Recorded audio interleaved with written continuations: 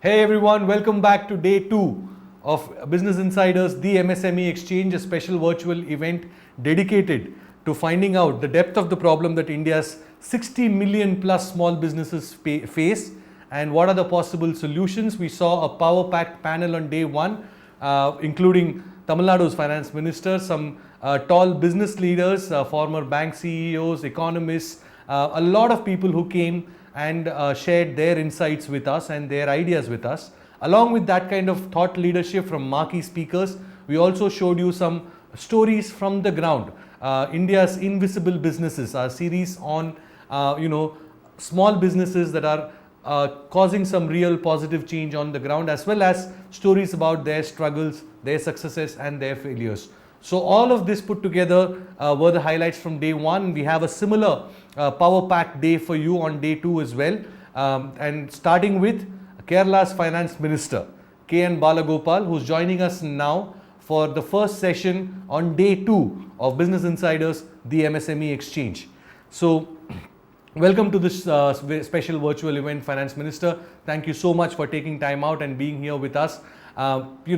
You've also joined us just days after you presented a budget in the State Assembly, and you did take a slightly different approach compared to other states. You have decided to spend a bulk of your resources on health, particularly vaccinating everyone in Kerala. That's your goal.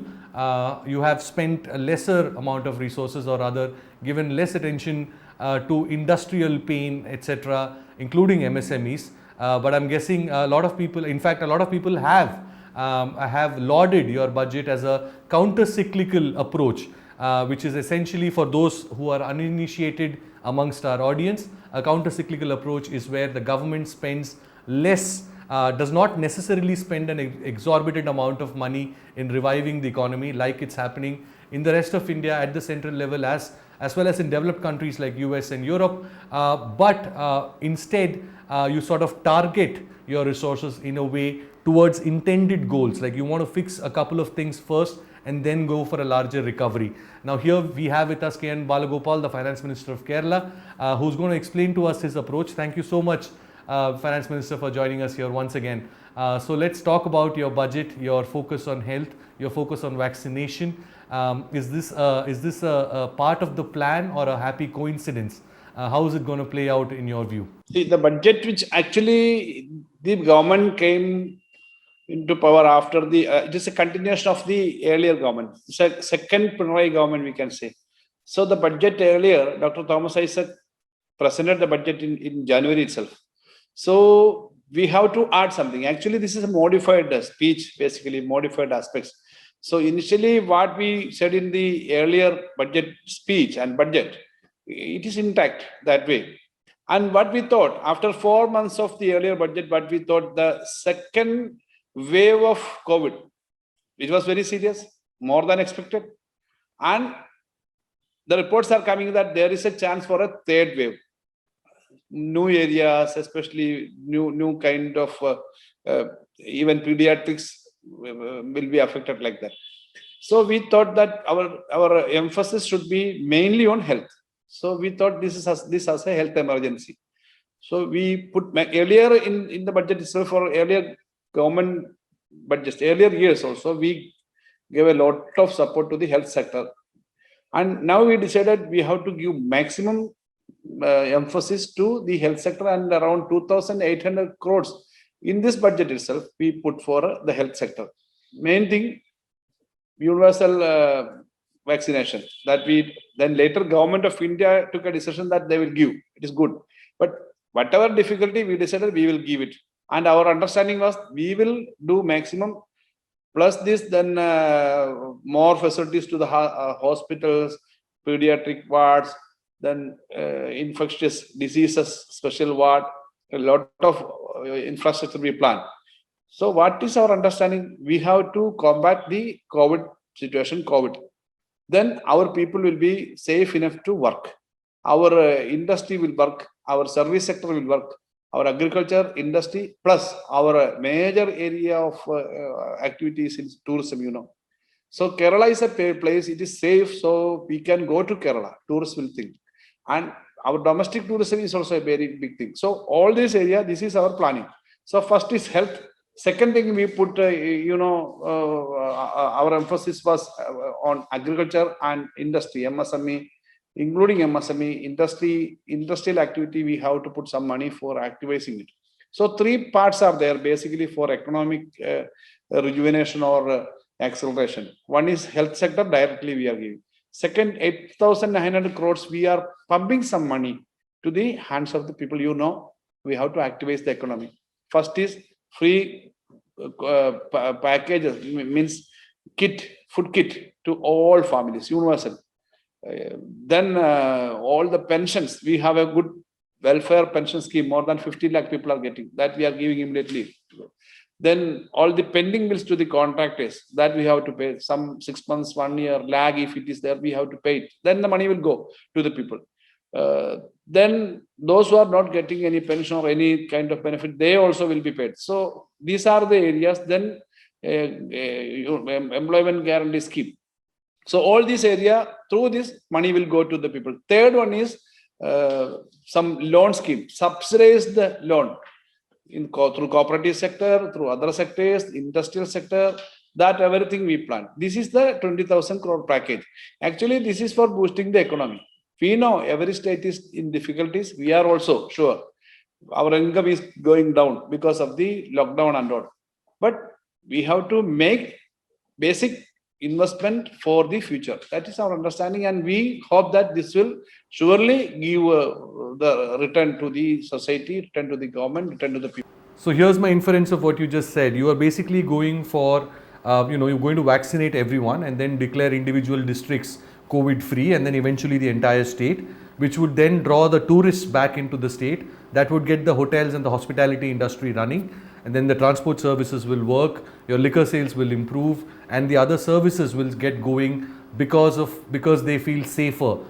Tourists will come back and start a virtuous cycle of revival. I think that's a great idea. Not only tourists. See, we have around 30 lakh people working outside. Now 1.5, around 1.5 or 1.4 million is here. So they can go for work. People can come for work. And our industry, everything is there. Indeed, I was going to come back to that, this point actually. There are a lot of things that Kerala can be proud of. Great primary healthcare, amazing education, high literacy, a lot of awareness, a lot of natural beauty and medicinal plants, a lot of things. Kerala is absolutely, other states can be envious for. But there's one thing that where Kerala lags behind is job creating manufacturing industry. That's not there, not to the extent that you would like to have. And therefore, how are you going to employ these people who are coming back? And these 1.5 million people coming back from the Gulf countries poses another challenge for you, aside from finding jobs for them. These are the people who used to send an amazing amount of remittance back to Kerala. That was a big source of income for Kerala. Now that's not going to come. So which means you will not have enough resources to fund these stimulus measures and get the economy going. Spending money is going to be a problem because these remittances are going to be missing. So how are you planning to tackle that? What is the balance that you have in mind? See, 1.4 million people who came, because no job there here. But 1.4 million, only you calculate 1 million, but others may be family members. Okay. These 1 million, majority will go back. They will not continuously stay back here because they will go back. Then some people will be here. This is one area that what you said is the remittance issue is a very serious issue. For the Pravasis, we are saying them NRK or Pravasi. We have a program for helping them to industries or some agriculture, some schemes we are announcing. Then in the industrial sector also, MSME and other industrial sector also, some loan with. Do you mean you have already announced, or are you going to announce in the near future? No, he already announced. Is this the Chief Minister's entrepreneurship scheme? Yeah, not only that, around 8,300 crores, I am saying around 10,000 crores subsidized loan we will arrange for the not only for industry. 2,000 crores we are planning for our PACs, primary agriculture cooperative societies, can do some agriculture related industry or activity or units, whatever it is related to. So that is there.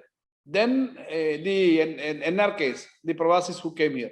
Then more than 2,000 crore loan we are arranging for MSMEs and industry sector.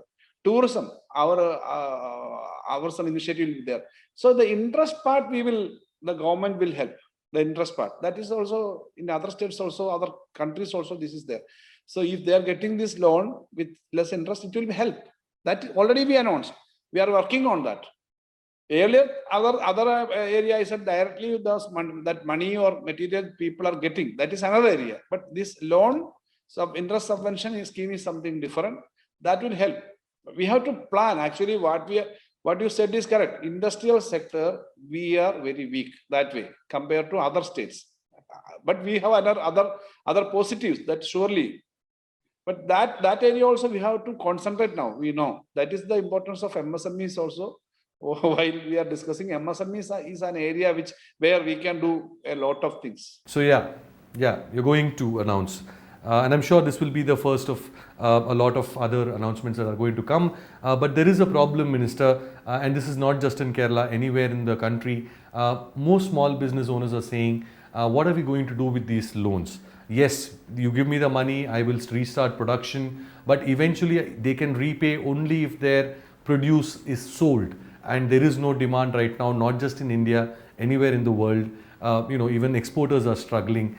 Therefore, what is the point of these loans, and how are you going to sort of tackle this problem of demand generation? Exactly, this is the issue. This is a very serious issue. That is why I said, if your economy is not active, you cannot do anything with this. If our producers some industries are producing something and nobody is there for purchasing, no need.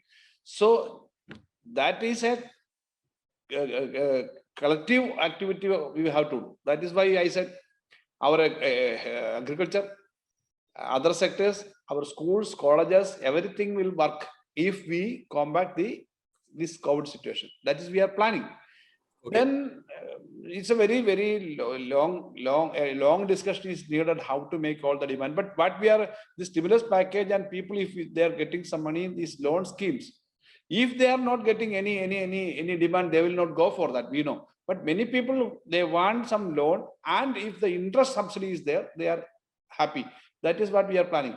But on the other hand, demand we have to make. But this is connected. If industry is working, some money is coming, the demand will come. That is we are planning. It is not a very, very fast process. It will take some time, It will take some time. Then what you asked earlier, how we are making money, or next package, how you do. Actually, Kerala and other states are facing some difficulty in the financial sector. The central government is having everything with them. And even the central governments are also facing problem. But every income which is coming, it is with them, the GST, the taxation, other kind of the cess from petroleum, everything is with them.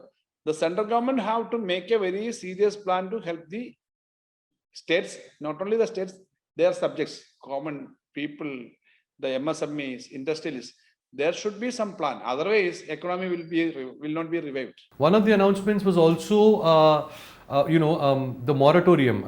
You've told borrowers of the Kerala State Finance Corporation to stop their repayments for now as part of your revival measure, stimulus measure. How big is that? Is that about 4,500 crores? Is that how big it is? Around that dues from the grant, yes. Now it is spending around 4,500 crore rupees. Now it is spending around. But they just started, but they are not paying all. I think they will pay. They have to pay. But we have to. So this moratorium that you've announced. Not moratorium. I am not saying about moratorium. Yeah. I just replied about the GST compensation part. Whether it is, you asked for. No, I'm talking about Kerala Finance Corporation. Yeah, KFC. KFC. Yeah. Oh, that in the budget we said that not 4,500. That not that much. I have to say it's not that much. But there is a moratorium up to the end of this year, up to December. Around 3,000-4,000 crores it will come. Yes, and the interest also they reduced. Interest also they reduced. Interest reduced, payments paused. Moratorium up to Yeah. December. Managers have been allowed to give out bigger loans. Earlier they couldn't. Loan scheme is there with a less percentage, subsidies and new schemes with very less percentage. But that is KFC, Kerala Financial Corporation. These measures you have undertaken, you are also putting pressure on the central government and this government banks to implement the same. How much more pressure are you going to put? I know you're not the only one. There are some other states who have similar demands. Are you planning to sort of put a sort of a cumulative pressure on the center and the government banks to take similar measures for MSMEs around the country? Actually, I had a discussion with the Honorable Finance Minister about this moratorium issue. I said this is a very serious situation, not only business houses. Every day, at least 1 or 2 dozen people are calling personally to me about this microfinance. The people who took some 30,000, 25,000 at the microfinance people are going and threatening them. This issue is there in the villages. Then big, small, medium business houses are facing problems. So we had a discussion. We requested some moratorium should be there. Then they said they are planning on that or discussing. They have to discuss and decide about this issue. We sent a letter from the state government to the Central Finance Minister. And earlier, our Honorable Chief Minister also sent a letter to the central government asking this moratorium. If moratorium is not coming, see, the crisis in agriculture, farmers suicide, it was an earlier episode. A lot of intervention was there, moratorium was there, interest, I think, lakhs, around thousands of crores interest were given up by the central government. So this is a situation very, very serious than any earlier situation. This is a pandemic, a century, in a century, once in a while, this kind of a thing comes. So we have to think something out of box. Indeed, we need new ideas, new solutions. But Minister, I have this question for you. What is that one out of the box idea that you have and you haven't been able to implement yet? No, whatever we can do, we said, we announced that whatever difficulty we have, we will vaccinate everyone. We will give now around more than 200 hospitals with this isolation wards and everything, and as separate pediatric wards, separate infectious disease ward, everything we are planning. These all are first time we are seeing these kind of initiatives. And if something more needed, we have to do that. But everything is related to the financial resources.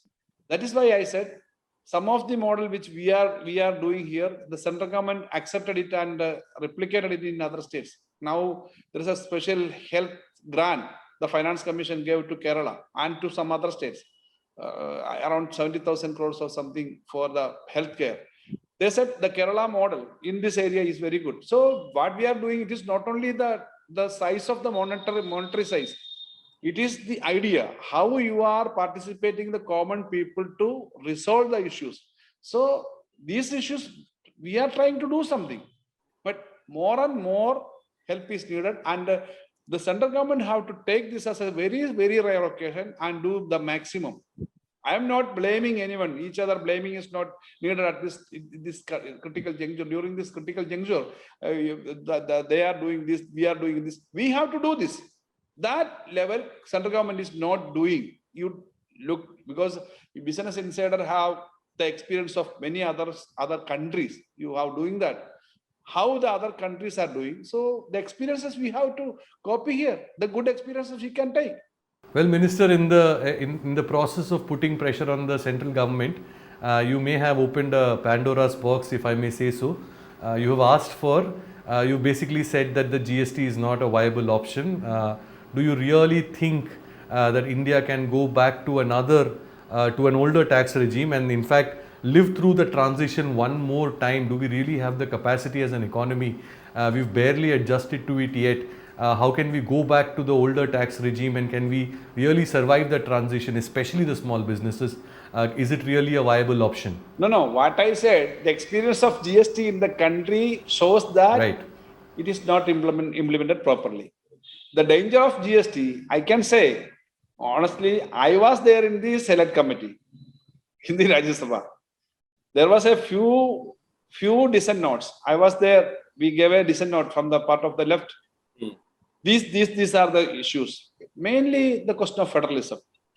And now state governments are not getting enough freedom. Okay, if they implemented it with democratic thinking and by taking into consideration all the demands of the people, we know all the demands cannot be solved by the central government. But there is a thinking among the people who supported GST earlier. This is very detrimental to the interest of the state governments. And if this feeling grows, it will not help the unity of the country. That way, I'm saying the understanding. I'm not saying into any other. Cooperative federalism. Because technically, this also I wrote in the dissent note, because the control will be in the central government, generally, whatever states are saying. We are going through a consensus path. That is generally happening. If you are going with a difference that way, it will not help, because finally this is your country. But practically what we feel, the state government, because of the Finance Commission findings and different modalities and technicalities, earlier the population base was 1970, they changed it as 2011, and in 1980s we were getting 3.92% of the total divisible income. Now we are getting only 1.92. So the second generation problems we are facing, they are saying that you are developed, so you will not get this. So these kind of issues will not help your cooperative federalism. But states like Bihar, Uttar Pradesh, Nagaland and other consuming states, they will argue that this is fair. Social justice is that in a country would mean that the richer states provide and support the poorer states until they come up to speed. I know it's a hotly debated topic. This is not the end of it, but I would still like to hear an interesting soundbite from you, if I may. So I have all the support and fraternity with all the states. So I will not speak any that's against that state or this state. But as a principle, why you changed 1970? It was a discussion. Now, the last Finance Commission, our part was 2.45. Now it is only 1.92. So that way, then something they are giving us a grant. Oh, we have sympathy to Kerala. We are giving this donation. No, we don't need that kind of attitude. Now the petroleum and alcohol, they are trying to take. All states took a stand against taking the ENA. Recently an issue came. Alcohol, whether it is, there is a provision in the constitution that alcohol for human use will be exempted. They are saying that ENA is not for human use. Some government officers, court gave a verdict according to their lines. So if you are taking each and everything, now there is a demand for natural gas to be taken under the central GST. It is actually a petroleum product. So if everything is taken away and the state government resources are clipped, it will not help. See, basically we have to understand one thing or accept one thing. State governments or state people or state government, their electorate, their assemblies, they have their own intelligence and understanding. Oh, we know everything. We are parents. The state governments are not having that kind of understanding about the issues. That attitude will not help. That is what I am saying. Cooperative federalism means respecting each other. That should be there. That is the issue I am saying. I am not for any other aspect. This is a very serious. Why we are not the only people. Earlier we gave a dissent on principle basis. I gave the notice because of our party's understanding. Now those who all supported today's newspaper today or yesterday, Mr. Chidambaram, he wrote an article. Actually, Mr. Chidambaram was for. Actually, the Congress government was also for GST. But why everyone is thinking like this now? Because practically this failed to many extent. I am not saying that totally it is irrelevant. I am not saying like that. But the practical experience shows that people from the state or state governments are facing a lot of problem.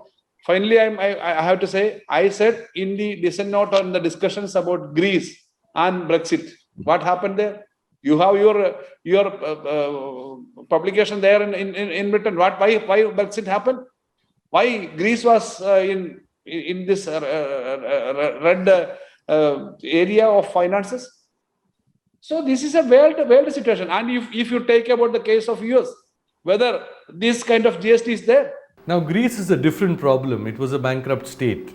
but that is also connected with the financing means taxation. That is also related to the taxation. While you still debate doing away with GST, let me ask you: are you going to put pressure on the central government and push for to do away with GST on essential items, at least for the time being, until people are vaccinated, etc., until the economy revives? Is that a demand that you're going to put up front? Because I know there are a couple of other states who want that. Are you going to join them in that demand? GST waiver for vaccines and other some COVID materials we already. Yeah, I know. I mean, dal chawal, I understand. But other areas it is very difficult now because government is subsidizing, giving it. If the government is that way bankrupt, then what the government will do? I mean, you can either give them, take tax from them and then give it back as a stimulus measure, or you can just let them keep the money that they have, at least for the time being. If you can, we are not in a position. Majority of the states and central government is not in a position to avoid taxation or giving that kind of exception. That is not practical that way. We have to help the people to whatever extent we can, that we will do. Because even we said openly in the assembly, in the discussions also, we have to go for more loans. That is why we are asking from the central government more help and for the borrowing limit increasing. We requested for increasing the borrowing limit without any ties. You already have that have a higher borrowing limit allowed by the RBI, isn't it? Borrowing limit with some tied thing is there for electricity boards like that, which will not be, maybe counterproductive, will not be helpful that way. So this is a situation we are asking for that. Central government also exceeding their limit. So this situation we have to borrow. And let me rephrase that. How much more do you want in terms of borrowing limit? How much space do you want the RBI to create for you? We want, now they are saying for 4.5. 3.5 plus 0.5 for more capital investment, then another 0.5 for electricity modes, that revamping the loans like that. Then that is totally tied. So we are requesting that more freedom should be there for this pandemic period, at least for this year. So you want the limit to be the same? Yeah, up to five was the accepted limit last year. Now we are requesting this situation, if you are giving 5 without this kind of more ties, then it will be helpful for the state and people. On that note, that's all the time we have with the Minister. Thank you, sir, for taking time out and being with us here today and explaining things as simply as you did. That's indeed the style of Business Insider, and we look forward to having you again to put things simply as we do here. So on that note, it's time for our first story of the day from India's invisible businesses. People who are around us all the time, contributing to our life, touching our life in more ways than one, yet do not get the spotlight. They are the real engines of Indian economy. They are the heart of India Inc., as we are calling them here on Business Insider. So the first story of MSMEs from the horse's mouth, if I may say so, is the story of the pain in India's manufacturing sector, particularly pump set makers, who are very badly affected by the rise in input costs, particularly that of copper, steel, iron ore, everything that goes into this manufacturing sector, and pump set makers are one of them. They have been really affected by their profit margins are shrinking because the raw materials are costing so much more despite the pandemic. There are a lot of reasons that are fueling this. We have done a lot of stories on Business Insider, which you can go and check it out, why this price rise is happening. But for now, we have KV Karthik, who represents an association of pump set makers in Tamil Nadu, in South India in fact, and here he is expressing his fears, anxieties, struggles, successes and failures.